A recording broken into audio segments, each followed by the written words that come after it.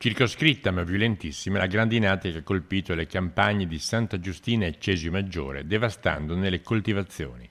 Distrutto un anno di lavoro per molti degli agricoltori operanti nei due comuni contermini. Sono 40 circa le aziende agricole seriamente danneggiate dal forte maltempo che si è abbattuto soprattutto nei comuni di Cesio Maggiore e di Santa Giustina.